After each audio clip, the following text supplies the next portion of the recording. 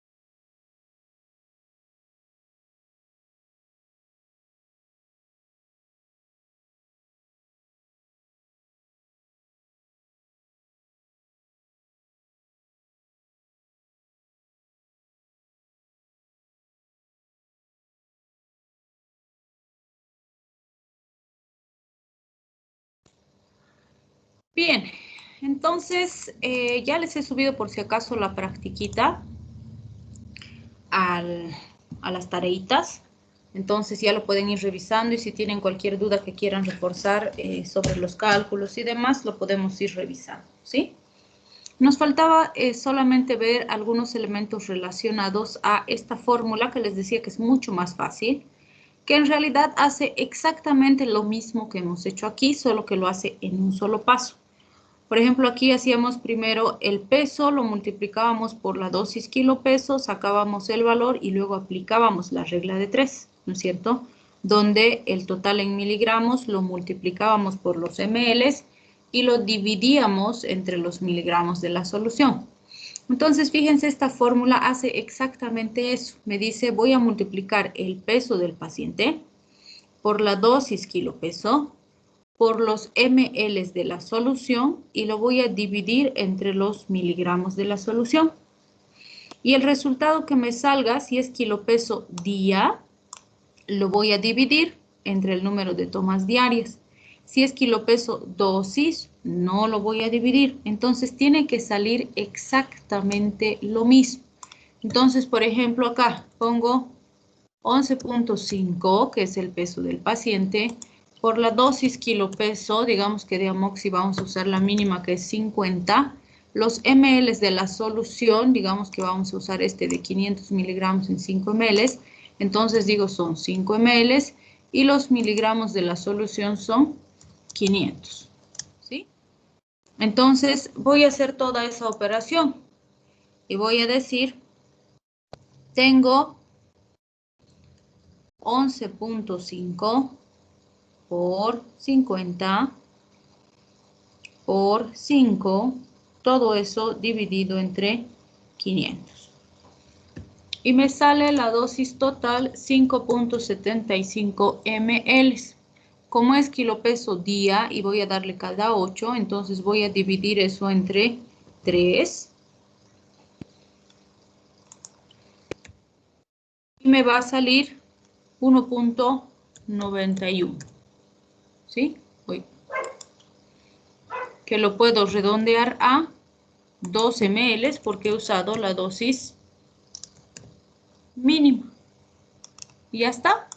Entonces, fíjense, es exactamente lo mismo porque he multiplicado esto por esto y luego eso lo he multiplicado por 5 y luego lo he dividido entre 500. Entonces, es exactamente lo mismo. Si fuera el caso del ibuprofeno, digamos que le voy a dar 10 miligramos por kilo, entonces aquí diría 10 miligramos por kilo y le voy a dar el jarabe de 200 miligramos en 5 ml. Entonces aquí sería así, ¿no es cierto? El peso por la dosis kilo peso por los ml de la solución dividido entre los miligramos de la solución. Entonces, otra vez hago esa mi operación y digo 11.5 por 10 por 5. Todo eso dividido entre 200 me sale 2.87 ml. Como en este caso no es kilogramo día, sino que es kilogramo dosis, entonces no necesito dividir. Esta es la dosis que le voy a dar, que si quiero redondear, puedo redondear a 3 ml, porque también he usado mi dosis mínima. Entonces, es lo mismo, o sea, el resultado sale exactamente igual, con la diferencia de que necesitamos, o bueno, solamente tenemos que saber si al final dividimos o no dividimos y ya está. Entonces, esta es otra forma de hacer, pero como es matemático, tiene que salir exactamente igual, ¿sí? Y el otro punto que nos faltaba revisar es la conversión a gotas. ¿Por qué es importante la conversión a gotas? Porque puede darse el caso en el que la cantidad que me sale es demasiado bajita, ¿sí? Y pues no puedo darle al paciente. Por lo tanto, necesito sacar en gotas. Por decirles, me ha salido mi dosis que le tengo que dar 0.04 ml. Ay, entonces va a ser muy poquito. ¿Cómo va a calcular la mamá 0.04 ml? Es demasiado bajo, ¿no es cierto? Y resulta que esta dosis hay en gotitas, es decir, este fármaco hay en gotitas. Entonces, ¿qué debo recordar? En este caso, tengo que manejar la conversión de ml a gotas, ¿sí? Entonces, ¿qué es lo que digo? En condiciones normales, 20 gotas son 5 ml, o perdón, son 1 ml. En la mayoría de los fármacos, y este manejamos como estándar. Es cierto que algunos laboratorios, para complicarles la existencia, desde hace algunos años han estado sacando 24 gotas por ml. Entonces, si hay esa variación en algún laboratorio en particular, pues hay que conocerla, pero la mayoría maneja 20 gotas 1 ml. Pues esa es la equivalencia que manejamos. Eso es lo que tengo que saber. Tengo que saber cuántas gotas hay en cada ml. Y en ese caso, ya voy a saber, le vamos a cambiar de lugar. Ya voy a saber cómo hacer mi regla de 3. Entonces yo digo, si en 1 ml hay 20 gotas y digamos que la dosis que yo he sacado era 0.04 ml, es demasiado pequeñito para que la mamá calcule aún en la jeringuita. Entonces simplemente hago la regla de 3 y digo, quiero saber 0.04 ml a cuántas gotas equivale, ¿sí? Y como esto es 1, es fácil porque en realidad lo que tendría que hacer es 0.04 por 20 dividido entre 1. Y obviamente dividido entre 1 va a ser lo mismo. Entonces, básicamente lo único que tengo que hacer es multiplicar 0.04 por 20. Y me sale una gota. Ya voy muy poquito más puesto aquí. Vamos a poner 0.6 para que no nos salga tan poquito. 0.06 por 20, ya me sale una gotita. Entonces así calculo la gota. Por decirles, me ha salido 0.5 ml, que podría calcular, pero resulta que quiero darle en gotas porque es más chiquitito el pacientito. Entonces digo 0.5 por 20, me salen 10 gotas. Entonces le voy a dar 10 gotas.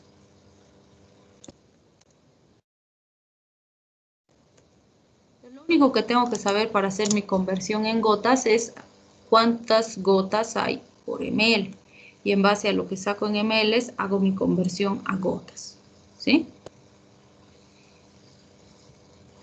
Bien, entonces con eso habríamos concluido todo esto que corresponde al cálculo de receta médica y ya están listos para trabajar en su práctica.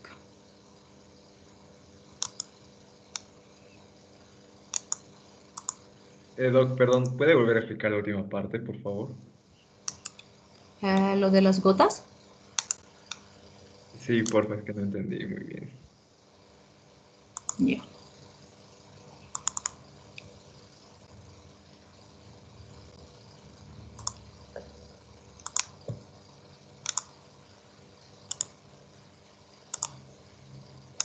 Bien, entonces como decíamos, lo único que necesito saber cuando voy a convertir de ml a gotas es cuántas gotas tengo en cada ml. El estándar, lo que normalmente manejamos son 20 gotas por ml. Entonces, lo único que tengo que hacer es ver cuánto he sacado yo en ml que le tengo que dar al paciente y en base a eso voy a calcular las gotas y hago regla de 3 simple y digo, si un ml tiene 20 gotas y yo quiero saber 0.5 ml cuántas gotas equivalen, solo multiplico 0.5 por 20 dividido entre 1, que me sale en este caso 10 gotitas, ¿sí? Y la dosis que le tengo que dar al pacientito es 10 gotitas.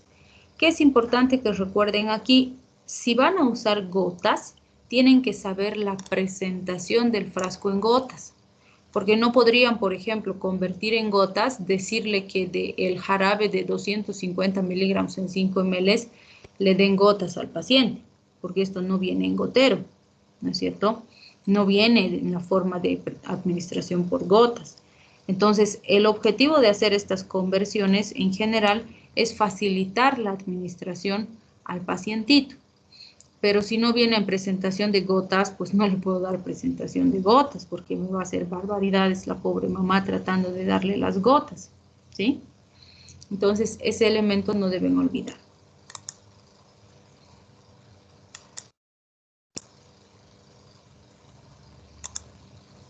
Bien, vamos a empezar el tema de toxicidad medicamentosa. Cuando hablamos de toxicidad medicamentosa, es importante que podamos analizar los principios de la toxicología, que es la que se va a encargar de analizar, manejar a los pacientes intoxicados, etcétera. Comprender los distintos tipos de intoxicaciones que se pueden presentar y, por supuesto, el punto más importante es el manejo inicial de las intoxicaciones. ¿Sí? Que van a ver que todos, desde que sean internos o desde que vayan a sus rotes y demás, siempre van a llegar pacientes intoxicados. Llegan todos los días. Y pues esto es lógico porque la intoxicación principal a nivel mundial es la intoxicación aguda por alcohol.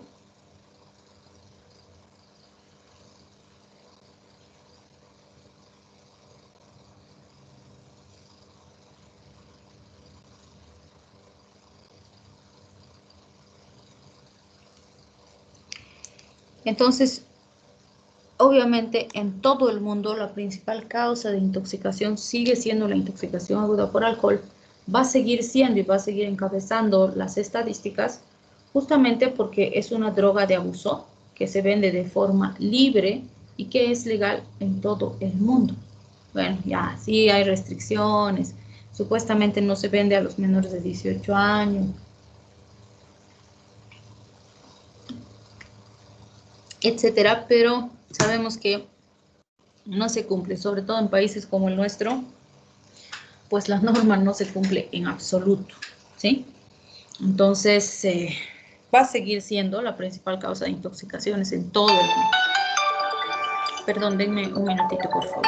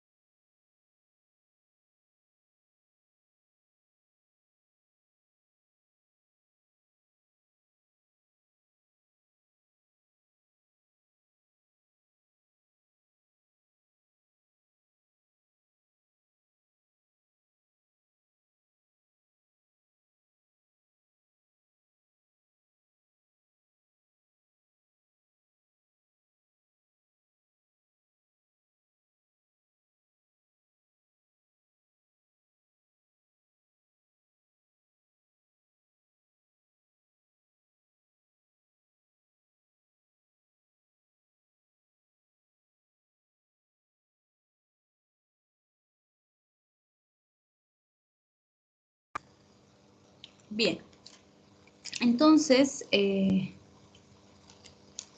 como decíamos, muchos de los elementos relacionados a las intoxicaciones las vamos a analizar porque, sobre todo, lo que se relaciona con el manejo inicial del paciente intoxicado, porque van a haber siempre pacientes intoxicados, ¿sí? Independientemente de lo que estén rotando, lo que estén, o en el área que estén manejando, van a haber pacientes intoxicados. Obviamente ya después la parte toxicológica implica también el manejo de pacientes intoxicados por otras sustancias, ¿no? Ahí tenemos intoxicaciones por plaguicidas, por fármacos, por sustancias químicas, o sea, hay un montón de intoxicaciones. Y ahí también entran lo que son las intoxicaciones por venenos de animales ponzoñosos, serpientes, arañas, alacranes y demás. Entonces vamos a ir analizando algunos elementos importantes de esta rama, podríamos decir, de la parte del área de salud, que en realidad abarca mucho más. Entonces decimos que la toxicología es una ciencia que se ocupa de estudiar los efectos adversos que ejercen sustancias químicas en los distintos organismos vivos. Y pues esta tiene gran cantidad de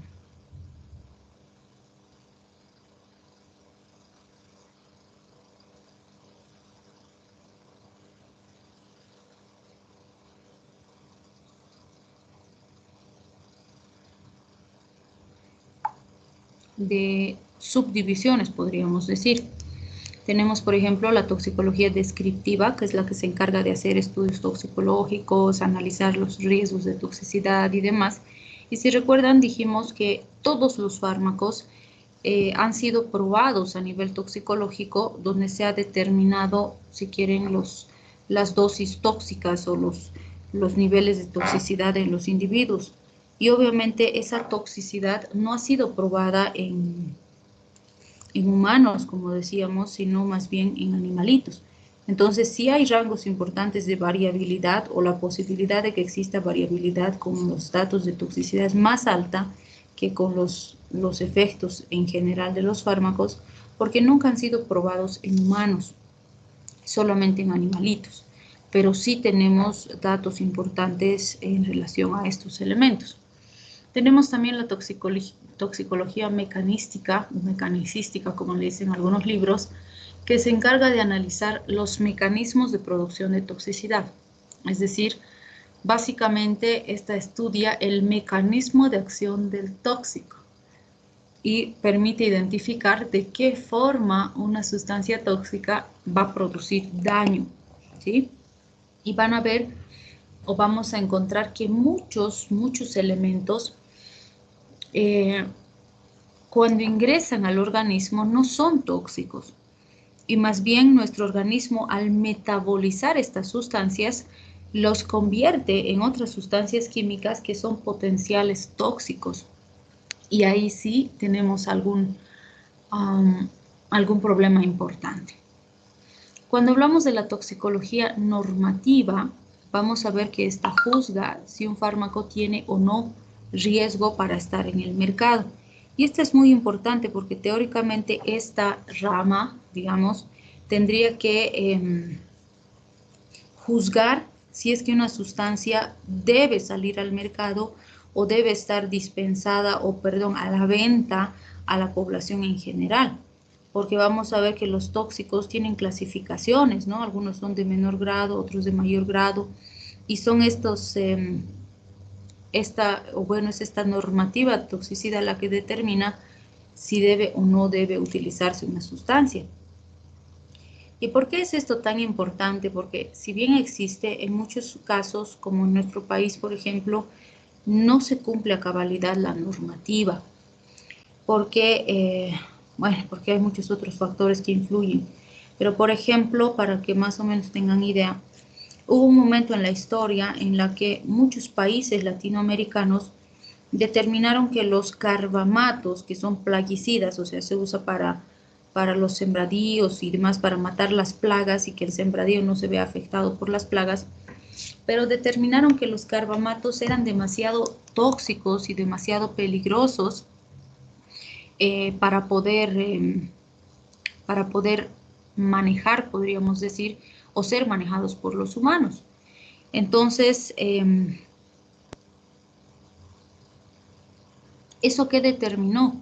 Que estos países sacaran todo lo que tenían de ese tóxico, de ese veneno, y decidieran sacarlo de su mercado y sacarlo de su país, ¿sí? Lo gracioso fue que agarraron y pues varios países sacaron de sus mercados estos elementos y le preguntaron al gobierno de Bolivia de ese entonces si podían traerlo acá. Y, o sea, todos los países sacando de su territorio, ¿no? Y le dicen, Bolivia, ¿podemos llevar a tu territorio este veneno? Te lo podemos regalar, por decirlo así. Y el Estado de Bolivia no aceptó y dijo, sí, traigan aquí. Y trajeron toneladas y toneladas de carbamato. Y hoy en día, pues esos carbamatos siguen estando comercializados en nuestro medio porque obviamente como no se sabía qué hacer, no se sabía cómo, o sea, no se sabía en qué utilizar una vez que había semejante cantidad de tóxico. Entonces lo que se hizo fue empezar a utilizarlo como plaguicida. Entonces se empezó a embolsar en paquetitos para matar ratas. Y hasta hoy se maneja como raticida y es gracioso porque no es buen raticida. Y cuando veamos Autónomo vamos a hablar un poco de este, es un pésimo raticida. Y obviamente los raticidas originales son cumarínicos, es decir, son anticoagulantes. Y esta sustancia no es anticoagulante. Pero lo gracioso es que en las bolsas o en los paquetes que se almacena el carbamato para vender, dice, en caso de intoxicarse, administre vitamina K, que entre comillas es antídoto cuando hay intoxicación por anticoagulante, que no tiene nada que ver con el carbamato. Entonces, por eso les digo, esta toxicología normativa juega un rol tan importante para proteger y cuidar la seguridad del manejo de estas sustancias en la población, pero en muchos lugares lamentablemente no se aplica, ¿sí? Teóricamente la FDA, la EPA, la OSHA son algunas de las instituciones internacionales que se encargan de regular la venta, el almacenamiento, la seguridad, etcétera, de todas estas sustancias, y en base a eso se van sacando al mercado, por decirlo así, o se van quitando del mercado cuando se demuestra su peligrosidad. Por ejemplo, han debido escuchar, ¿no? La FDA también es una de las que va supervisando esto de las vacunas, de otros fármacos y demás. Entonces, son instancias que, entre comillas, van revisando los protocolos, la forma de obtención y los otros elementos con el objetivo de evitar daños importantes a la población que va a estar expuesta, por decirlo así. Y bueno, estas dos ramas, la forense y la clínica, en realidad serían las que están más ligadas con nuestra, bueno, con la medicina clínica, por decirlo así. La toxicología forense va a combinar la química analítica y el tratamiento fundamental médico-legal de las sustancias químicas, por lo tanto va a establecer todos los elementos relacionados a criminalística, podríamos decir, relacionada a tóxicos. Y obviamente mucho de esto está vinculado a sustancias tóxicas, ¿no? Entonces es un área sumamente importante y que está además relacionada a la parte legal, porque habla mucho de la parte criminalística o del uso de estas sustancias tóxicas en crímenes y demás. Y la toxicología clínica podríamos decir que es el área que más se relaciona con con el manejo de pacientes intoxicados, podríamos decir, porque es la que estudia las enfermedades causadas por sustancias tóxicas o relacionadas a la manipulación, el contacto y demás de sustancias tóxicas. Entonces vamos a ver que van a existir distintos elementos, técnicas diagnósticas, tratamientos, etcétera, en la parte toxicológica. ¿Sí? Entonces, en general, como les decía, es un elemento importante en lo que corresponde a la casuística de los pacientes que llegan a los grandes hospitales. Y obviamente los toxicólogos son profesionales que van a dedicarse sobre todo al área ya del manejo de pacientes en nuestros centros hospitalarios. Podríamos decir que un área que ha crecido potencialmente estos últimos años es el de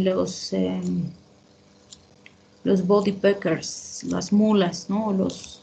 o los portadores intestinales de droga, de cocaína principalmente, clorhidrato de cocaína. Entonces, estos últimos años ha aumentado terriblemente la cantidad de casos y obviamente porque el tráfico ha aumentado también de forma bastante importante, ¿no? Entonces, en esa área, podríamos decir, se va a desenvolver la toxicología. Ya hemos dicho antes y hemos definido las DL50, ¿no? Que serían las dosis con las cuales se intoxica el 50% de la población a estudio, que como dijimos siempre, implica estudios solo en animalitos.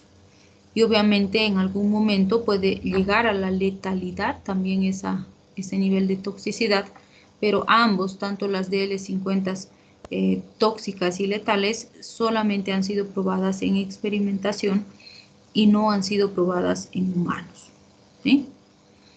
Y aquí recordamos a Paracelso, que también lo hemos mencionado en nuestro primer capítulo, y decíamos Paracelso es el padre de la toxicología, y Paracelso dice todo es veneno y nada es veneno, depende de la dosis. Y yo les dije, yo le aumento algo ahí y digo también depende del tiempo, porque podemos estar expuestos a sustancias químicas peligrosas, a tóxicos peligrosos, y de forma aguda estos no nos producen ningún daño, pero a largo plazo sí que nos pueden producir daño a medida que van pasando los años.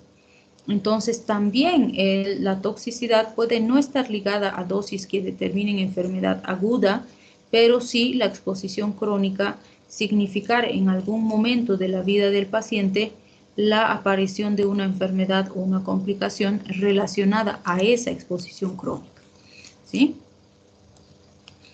Bien, entonces DL50 solo es en animales.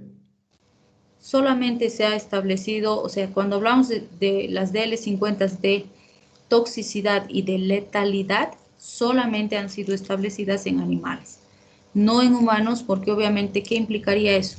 Que agarres un grupo de humanos para hacer tu estudio y literalmente les vas dando la dosis de la sustancia y ves cuándo se intoxican.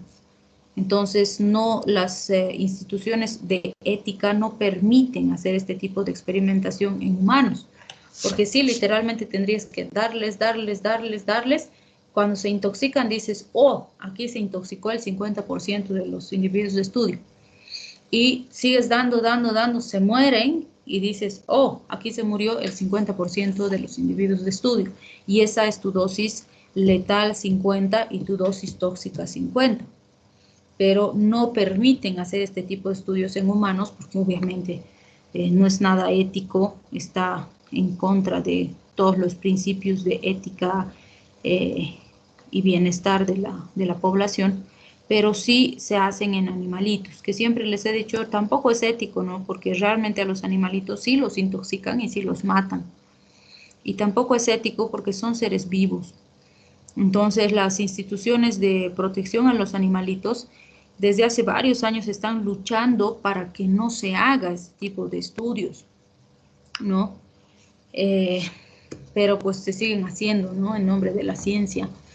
Han debido ver, por ejemplo, algunos publicaban unos videos terribles de cómo estaban probando las vacunas contra el COVID en los animalitos y demás, pero realmente no tenemos otra alternativa, ¿no? Porque la alternativa si no probamos en animalitos sería probar en humanos y es más complejo todavía, entonces es un tema bastante complicado, es muy complejo.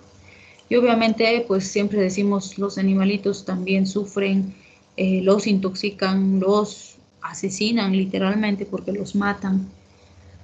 Entonces es triste, es muy, muy triste, pero así se hace. Y de esa forma se obtienen esos datos. ¿Sí? Bien. Cuando hablamos del riesgo, siempre les he dicho que el riesgo es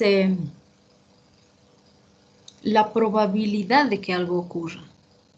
Y el riesgo no lo podemos eliminar, porque siempre hay la probabilidad de que algo ocurra. ¿Sí? El riesgo no es nulo o no es cero. Por ejemplo, si habláramos del riesgo de morir, ¿cuánto es el riesgo de morir en porcentaje?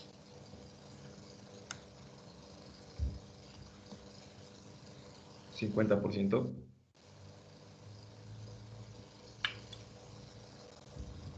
No.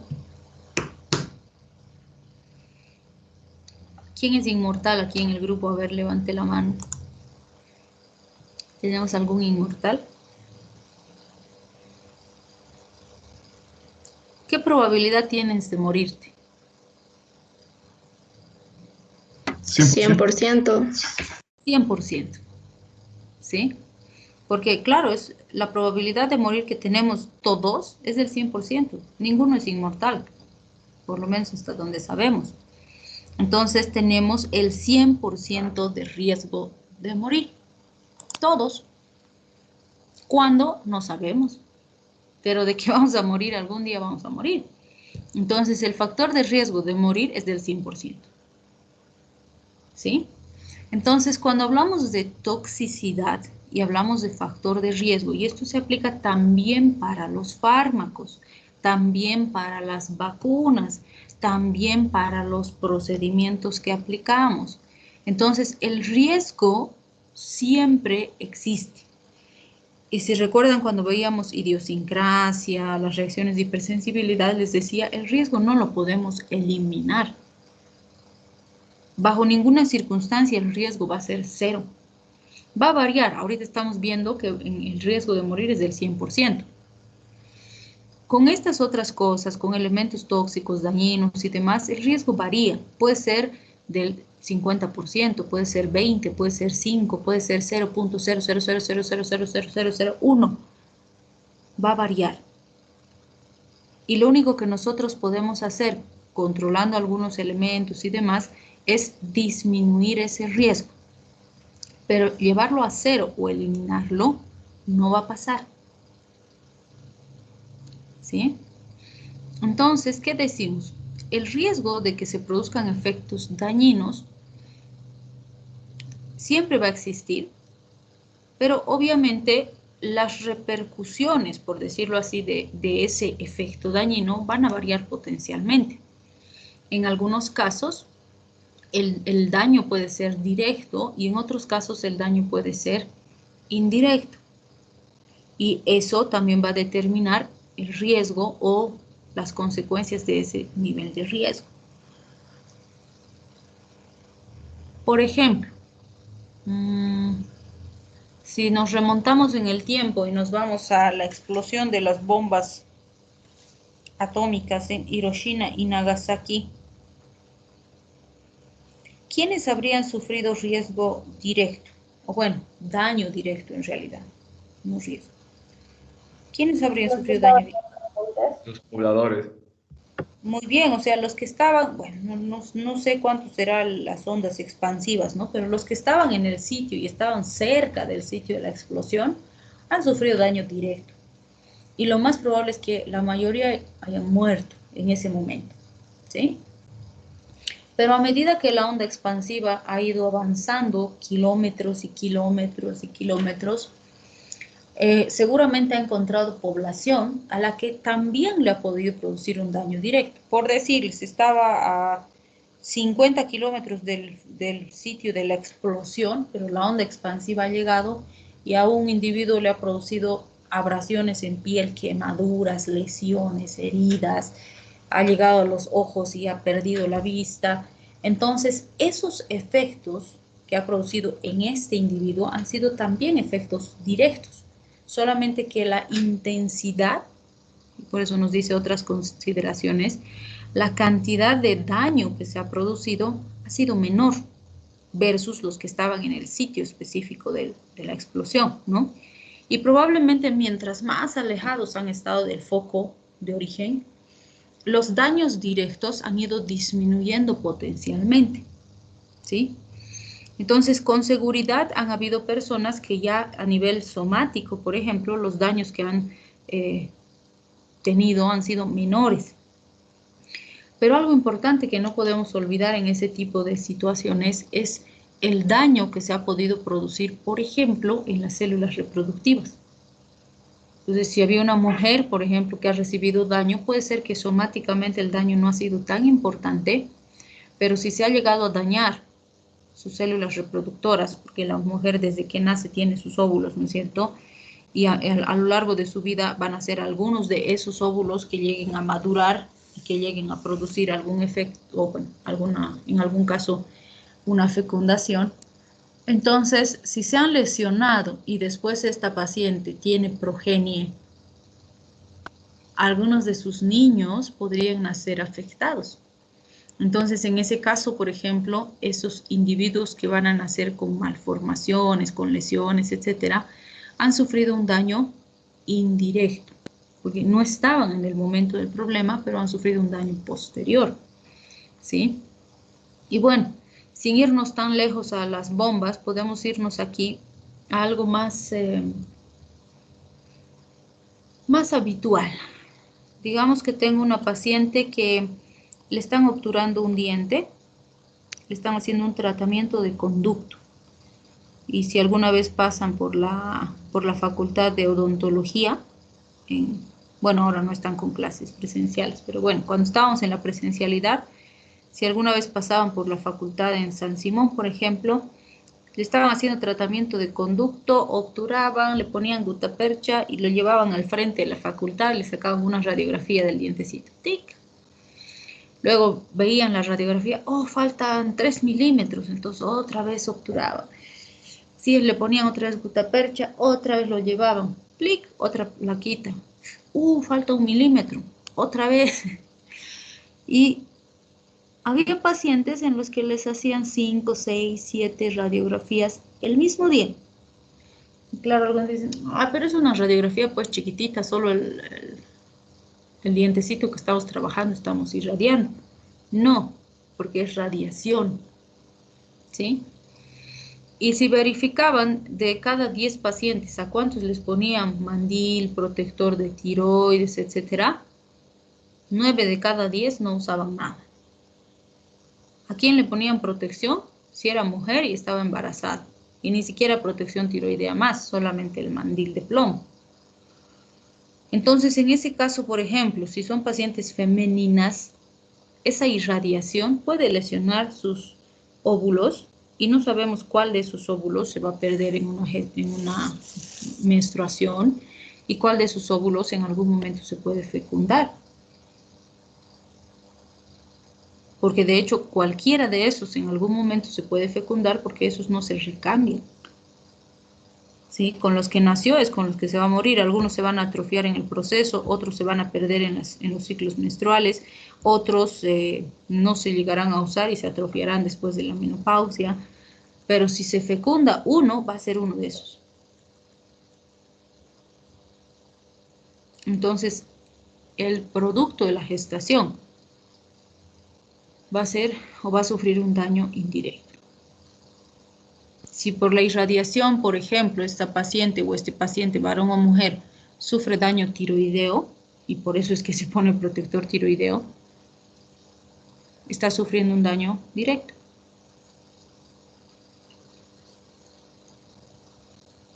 Entonces podríamos mencionar un montón de este tipo de situaciones en las que hay daño directo y hay daño indirecto.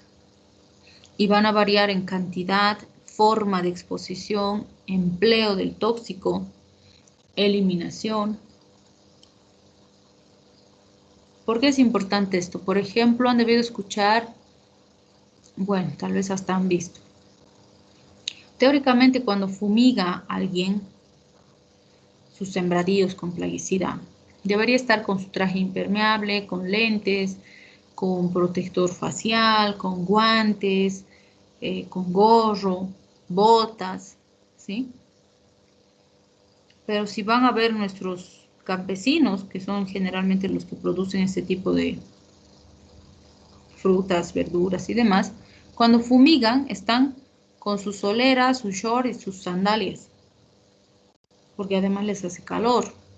Algunos se pondrán un sombrero en su cabeza, o que es una polera para envolverse la cabeza y cubrirse un poco, entre comillas. Y están ahí debajo de lo que están fumigando, rociando los sembradíos. O en el trópico de nuestra ciudad se fumiga con avioneta. La avioneta pasa y fumiga. Y ahí abajo hay escuelas, hay hospitales, hay viviendas.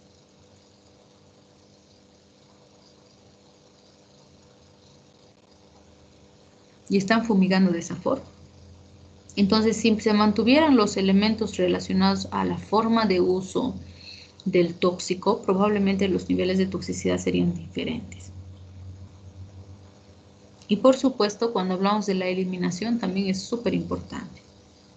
En nuestro medio, pues no se desecha como se debería, son residuos especiales, tendrían que tener un recojo y un tratamiento especial después de su utilización. Y no ocurre.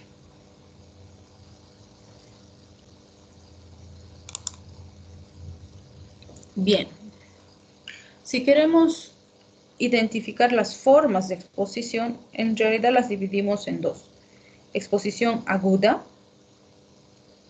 que se va a presentar cuando hay una exposición brusca a una cantidad grande de la sustancia tóxica que produce daño inmediato. Y la exposición crónica, que como ya les decía, va a ser la exposición de muchas veces en el tiempo a pequeñas dosis de la sustancia que no son capaces de generar un cuadro de intoxicación aguda, pero que a largo plazo sí que pueden producir daño en el individuo por acumulación. Y tenemos gran cantidad de sustancias que pueden actuar de esta forma, con las que estamos en contacto todos los días, en alimentos, dispositivos móviles, computadoras y demás. ¿Sí? Bien, y si hablamos de los efectos producidos por estas sustancias, si hablamos sobre todo de los fármacos, que es lo que nos interesa cuando hablamos de toxicidad farmacológica, podemos tener los efectos terapéuticos, que son los deseables, que ya hemos dicho que no los podemos separar de los efectos indeseables. Porque si produce efecto terapéutico, también va a producir efecto adverso, porque la razón por la que produce el efecto terapéutico es la unión a esos mismos receptores. Entonces, se han dividido los efectos indeseables en dos grandes grupos. Unos que serían nocivos, que esos van a ser conocidos como los efectos tóxicos de la sustancia, y los que son no nocivos, que serían los que hemos conocido como efectos adversos de la sustancia, que sí se pueden presentar, pero no van a estar relacionadas a daño en el individuo. En cambio, los nocivos sí. Entonces, dentro de los efectos nocivos o tóxicos, se han descrito tres tipos de respuestas. Respuesta farmacológica, patológica y genotóxica. La respuesta farmacológica estará relacionada al propio mecanismo de acción del fármaco, ¿sí? Por ejemplo, si hablamos de los barbitúricos son fármacos que actúan en el sistema GABAérgico, que es un sistema inhibidor del sistema nervioso central. Entonces, el efecto farmacológico de riesgo cuando uso un barbitúrico es la depresión neurológica, ¿sí? Y si suspendo la medicación, o sea, cuando uso la medicación no voy a poder evitar que se presente esta depresión central. Pero cuando suspendo el fármaco, va a desaparecer, ¿sí? Y obviamente si hay una concentración del fármaco que determina niveles más altos, se me puede complicar, ¿sí?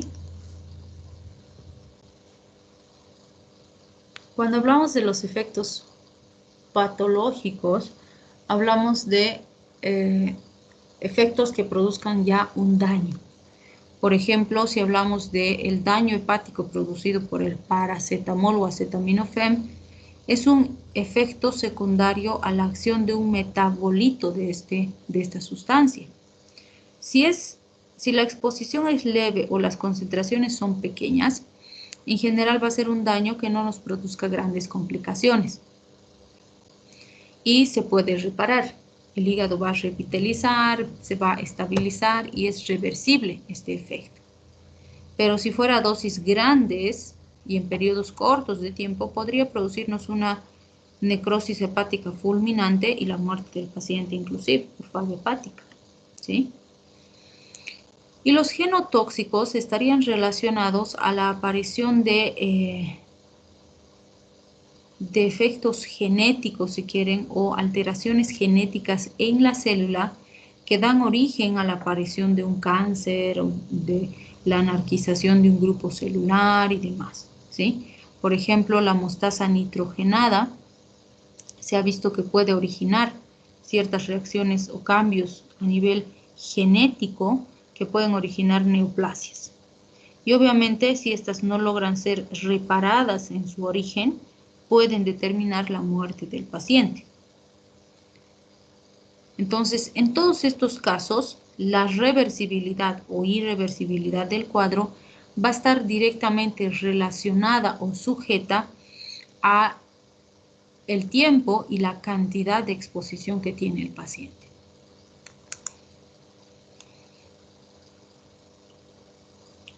Bien, descansen 10 minutitos y regresamos con las formas químicas de los fármacos que pueden producir toxicidad.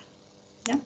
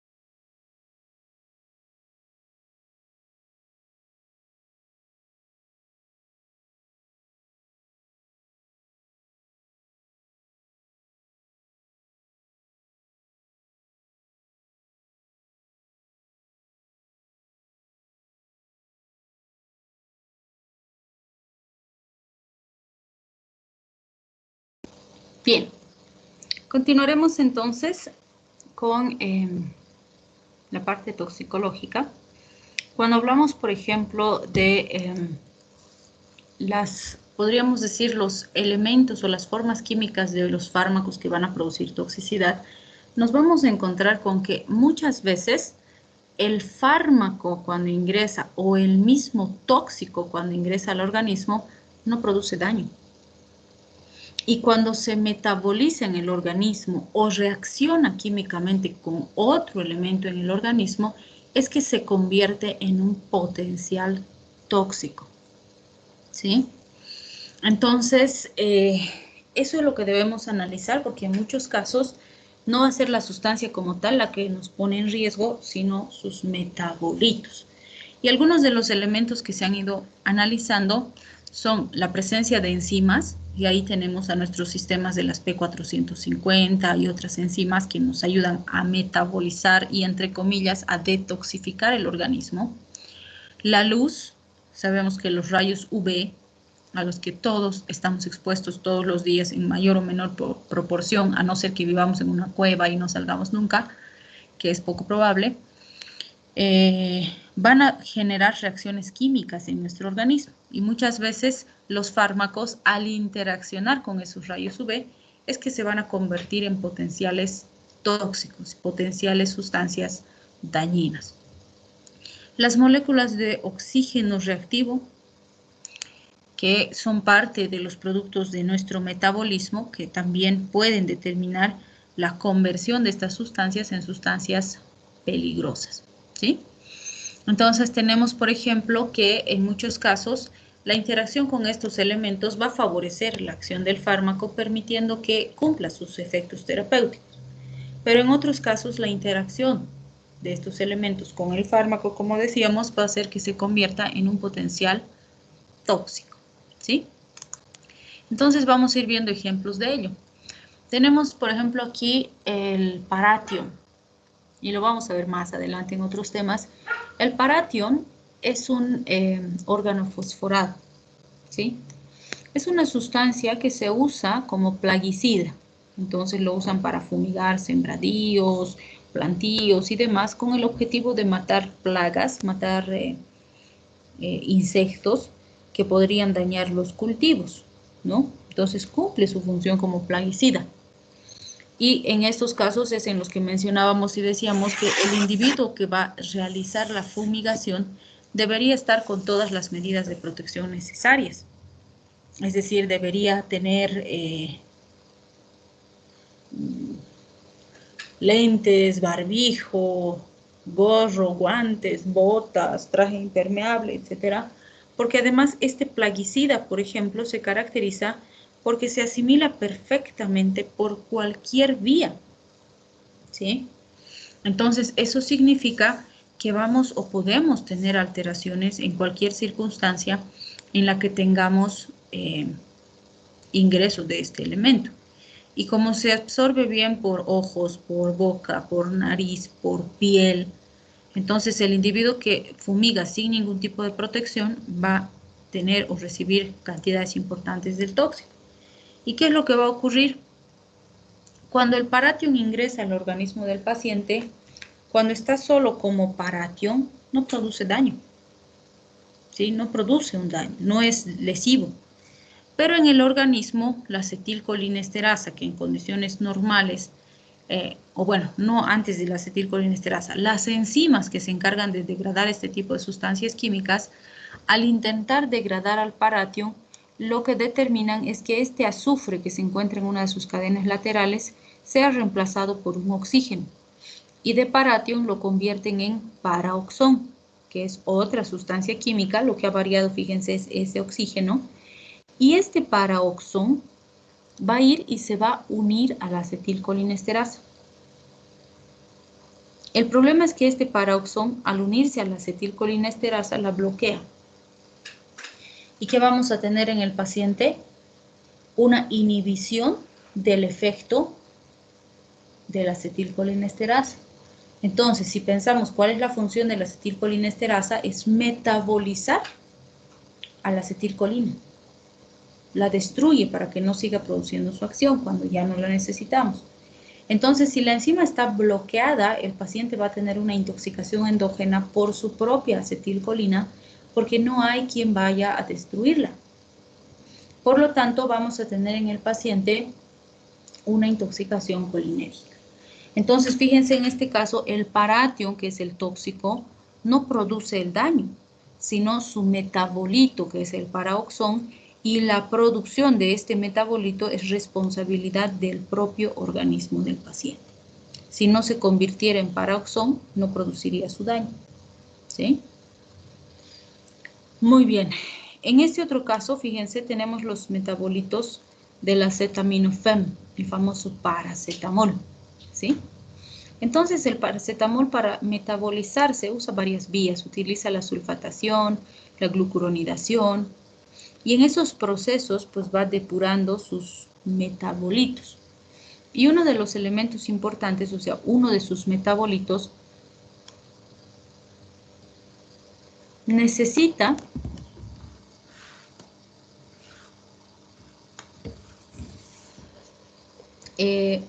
utiliza el glutatión para convertirse en ácido mercaptúrico, y el ácido mercaptúrico se elimina con facilidad del organismo. El problema es que este glutatión no existe en cantidades infinitas, por decirlo así, o sea, se agota.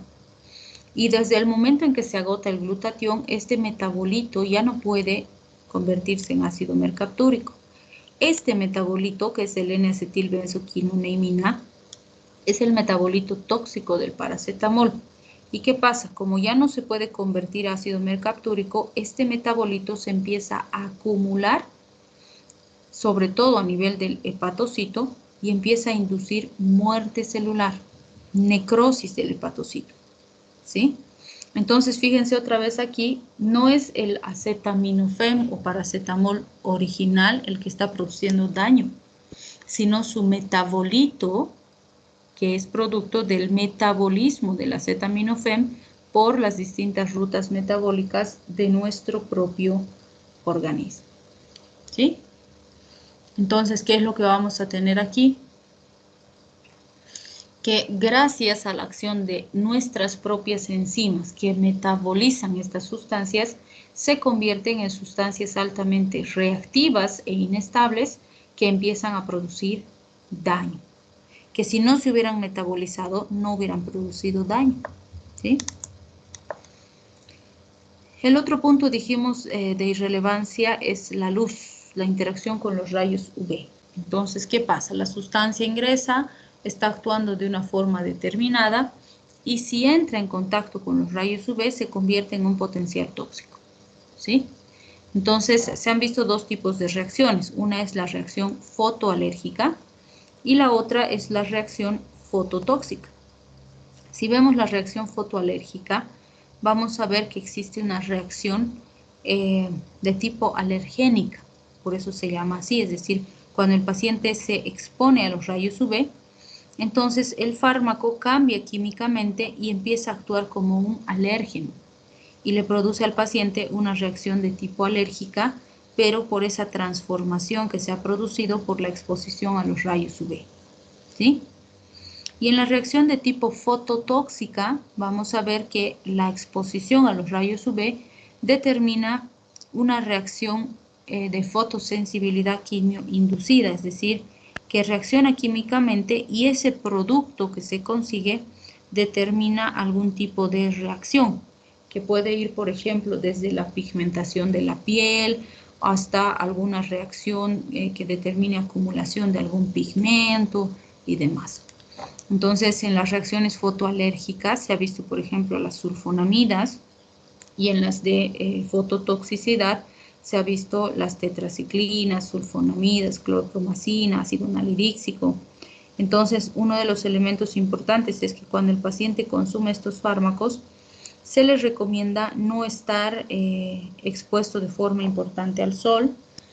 Se les recomienda, por ejemplo, si tuviéramos presentación en cremas, van a ver que se le suele recomendar al paciente que cuando se pone la cremita no se exponga a los rayos UV de forma directa.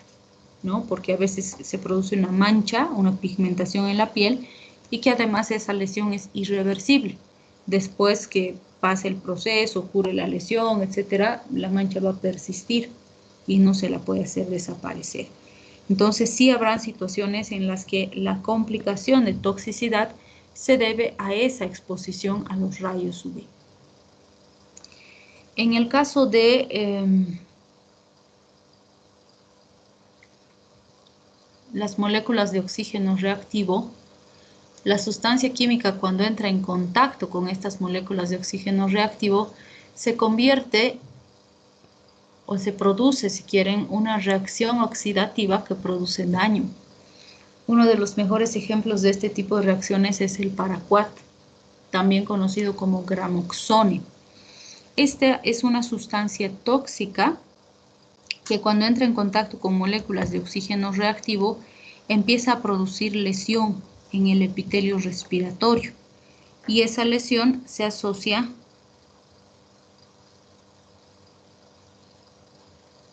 a daño pulmonar, ¿sí? Inician fibrosis y esas fibrosis obviamente son irreversibles.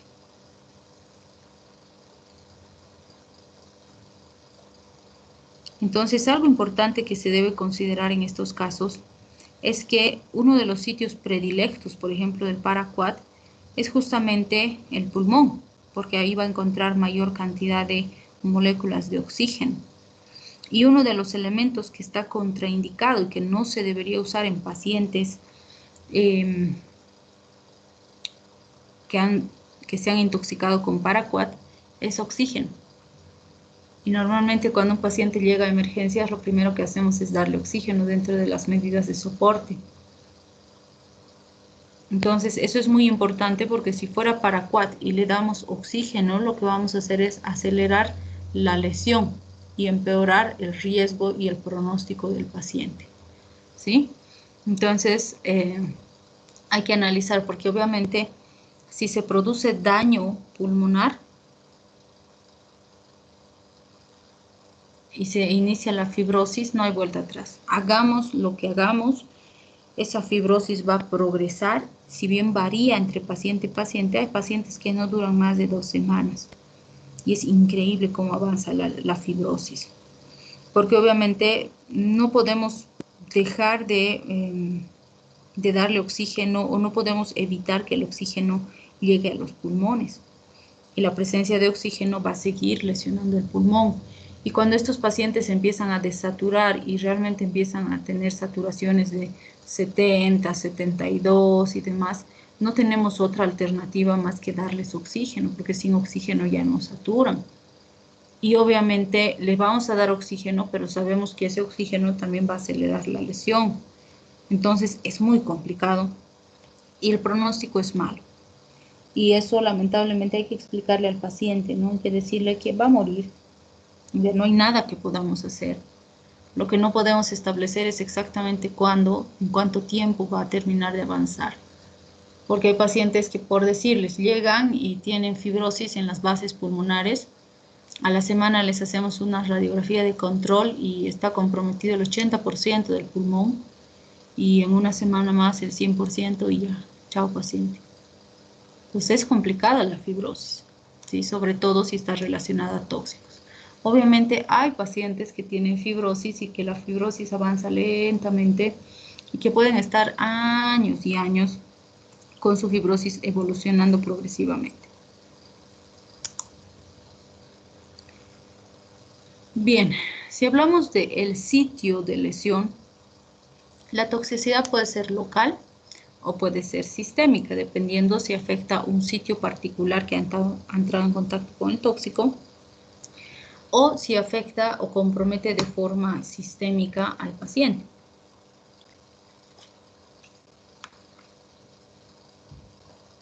Si es local, está relacionada con el contacto directo. Entonces, por ejemplo, las intoxicaciones por cáusticos, por sustancias irritantes, son las que van a producir efectos locales, ¿no? Porque el daño se va a producir en el sitio de lesión. Y lo más común es que la vía de administración o de ingreso de estos tóxicos sea inhalatoria o sea oral. En el caso de los tóxicos sistémicos, vamos a ver que estos en general dependen de la absorción y la distribución del tóxico y el órgano preferente. Y para cada tóxico estos elementos son diferentes. Por ejemplo, si tengo un paciente, por ejemplo, que fuma marihuana, ¿sí? El tóxico o el sitio preferido del tóxico es el sistema nervioso, ¿no es cierto? Pero la acumulación de la marihuana se va a producir a nivel del tejido graso.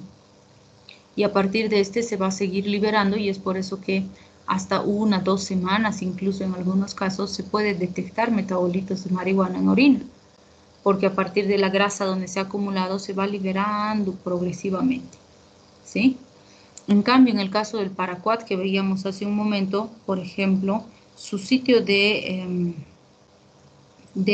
distribución principal es el pulmón y su sitio de acumulación también es el pulmón y el daño se produce principalmente en ese sitio de acumulación.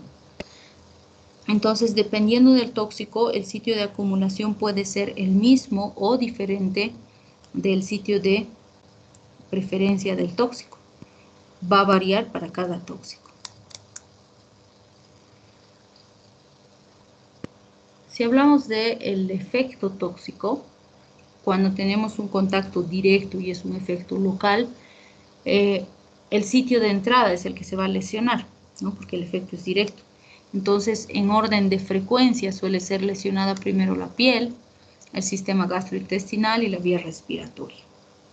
En cambio, en las situaciones donde hay toxicidad sistémica, por orden de relevancia y de frecuencia también, el primero en ser afectado suele ser el sistema nervioso central, el segundo el sistema circulatorio, donde vamos a ver la sangre, el sistema hematopoyético, en tercer lugar las vísceras, donde el hígado es el más afectado, le siguen los riñones, después los pulmones y finalmente la piel, y el músculo y el hueso suelen ser los últimos en ser afectados, pero depende del tóxico, o sea, esto es en general. Pero pueden haber situaciones, por ejemplo, donde un tóxico prefiere actuar en el hueso y su sitio de preferencia y de lesión es el hueso. En cambio, estos otros pierden relevancia. Entonces, son parámetros generales, pero puede haber variación en base al tóxico específico del que estemos hablando. Bien, si hablamos de la reversibilidad del daño tóxico, vamos a ver que este puede ser reversible o irreversible. Esa reversibilidad está muy ligada, primero, a la capacidad de regeneración del órgano lesionado. Por ejemplo, sabemos que el hígado tiene una capacidad de regeneración increíblemente amplia, más que de cualquier otro órgano. Entonces, si produzco una lesión del hígado y no es una lesión letal, pues va a recuperar prácticamente de forma completa, ¿sí? En cambio, si fuera el cerebro, sabemos que el cerebro tiene una capacidad de regeneración más lenta. Antes se pensaba que no y decíamos, no, pues después de los 5 años ya ni una sola neurona. Pero la neurociencia ha determinado que realmente sí existe modelación, neuroregeneración, aún en las etapas avanzadas del individuo, solo que tiene características diferentes, ¿no es cierto? Y no es una regeneración rápida, ni de la misma forma, ni a los mismos parámetros de antes de la lesión. Entonces, su capacidad de regeneración es limitada si la comparamos con el hígado. Entonces, obviamente, el daño a nivel neurológico puede tener complicaciones mucho mayores que el daño a nivel hepático, por ejemplo, ¿sí?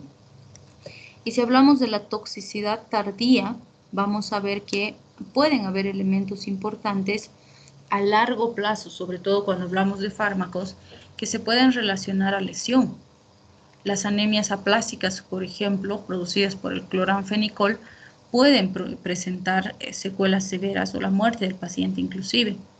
O las carcinogénesis que pueden aparecer muchísimos años después de la ingesta de los fármacos, como 20, 30 años después, ¿sí? O con el uso crónico que no se sabe todavía con precisión y que obviamente en muchos casos ni siquiera se hace la relación directa con el agente tóxico o el fármaco causante de la enfermedad, porque han pasado tantos años que es lo último que pensamos que podría estar relacionado a ese hecho, ¿sí? Bien, y en general los estudios toxicológicos nos van a permitir identificar, como decíamos, esos elementos y poder identificar si, por ejemplo, una sustancia química X que estamos probando tiene capacidad mutágena o no, si puede originar cáncer o no. Y obviamente muchos de estos trabajos se están manejando en pacientes que por una enfermedad de base que tienen, están utilizando ya durante bastante tiempo algún fármaco en particular.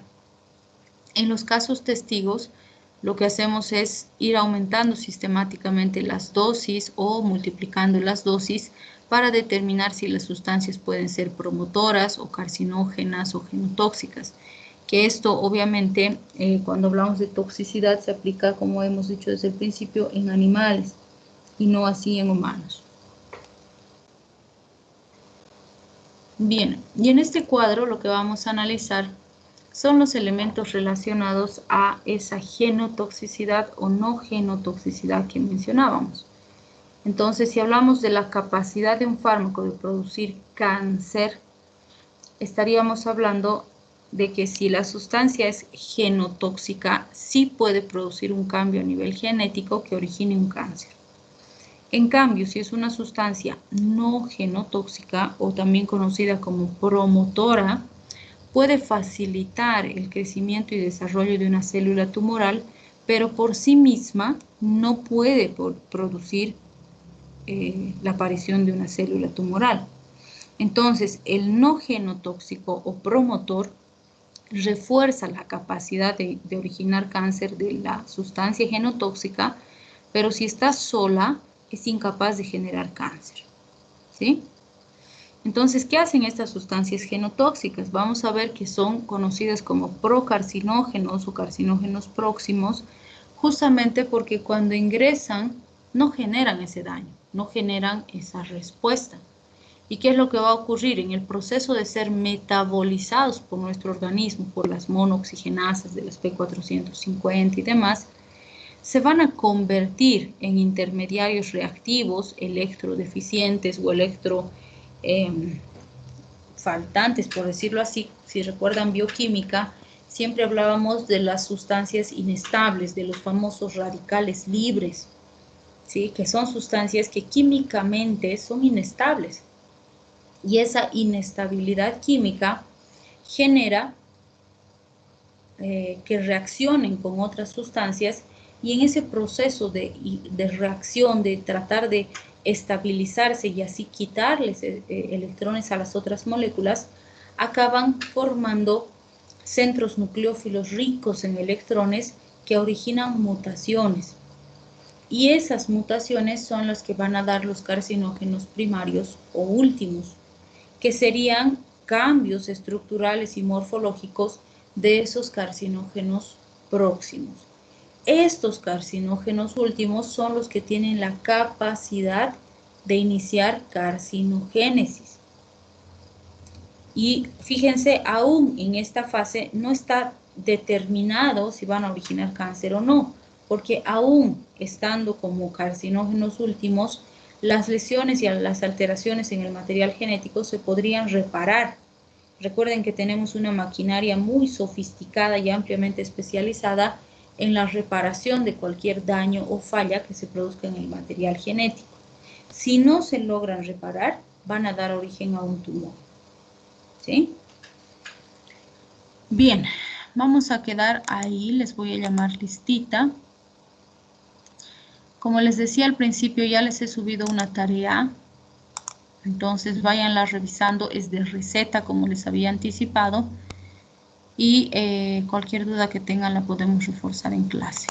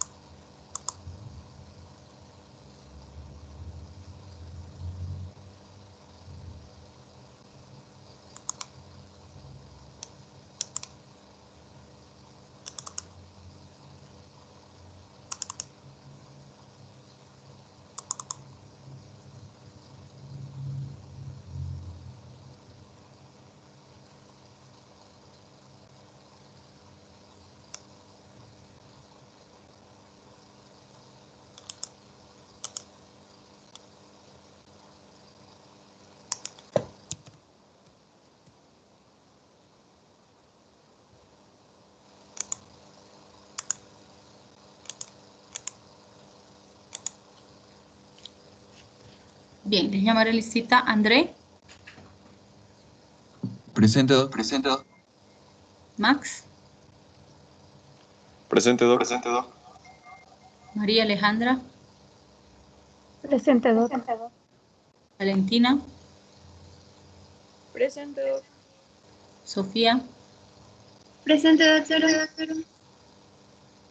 Marco, Presente, doctora. Natalia, Presente, doc. Camila, Presente, doc. Catherine, Presente, doctora. Erika, Presente, doc. Sara,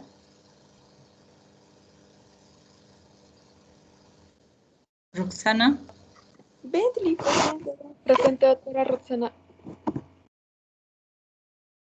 Wilson, Presente, doctora. Lucía, Presente, doctora. Gabriela, Presente, doc. Cristian, Presente, doc. Adriana, Presente. Ronald, Presente, doctora. Carla Cecilia, Presente, doc. Brian,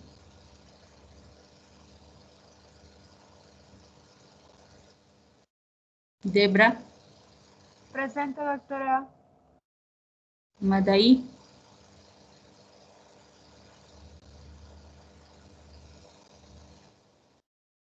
Cristian, Presente, doctora. Paul, Presente, doc.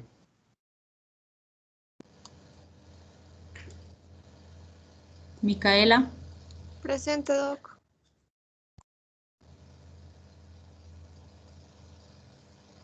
Cielo,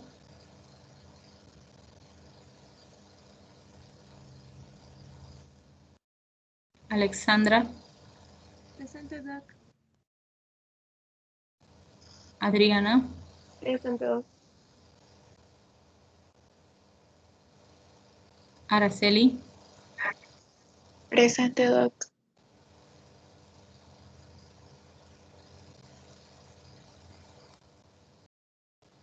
Francisco, Presente, doctora.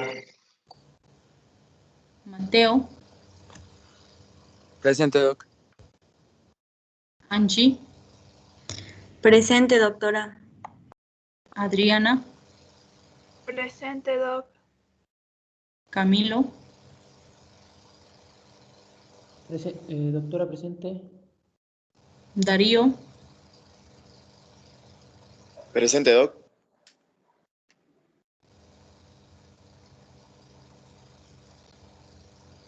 Chasca,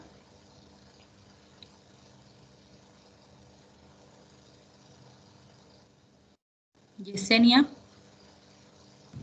Presente, doc. Raiza, Presente, doctora. Disculpe, soy Presente. que podía activar mi micrófono. Carolina, Presente, doc. Presente, Carolina, doc. Camila, Presente, doc.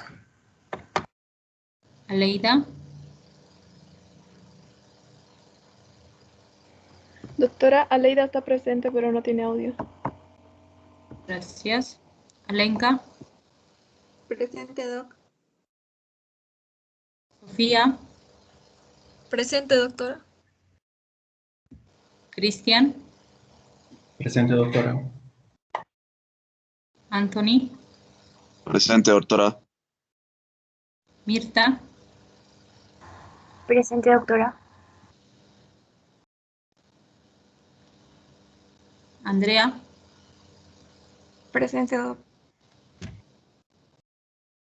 Priscila, Presente, doctora. Mohammad, Presente, doctora. Luciana, Presente, doc. Valeria, Presente, doctora.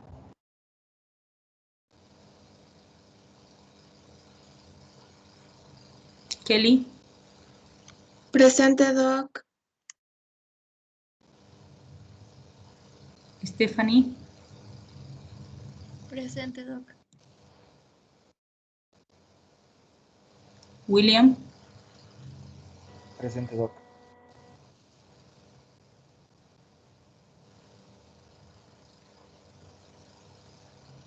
Thais, Presente, doc.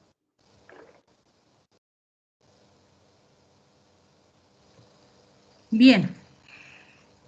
Vamos a quedar ahí entonces. No se olviden que el viernes es feriado, así que vamos a reponer esa clase el sábado en la misma hora que pasan clases. ¿Ya? Vamos a ver de programar algo para que no sea muy pesado el sábado, pero vemos. Tal vez hacemos la revisión de sus trabajitos o algo así. Ok. Nos vemos entonces. Tengan buena tarde. Nos vemos la siguiente clase. Hasta luego.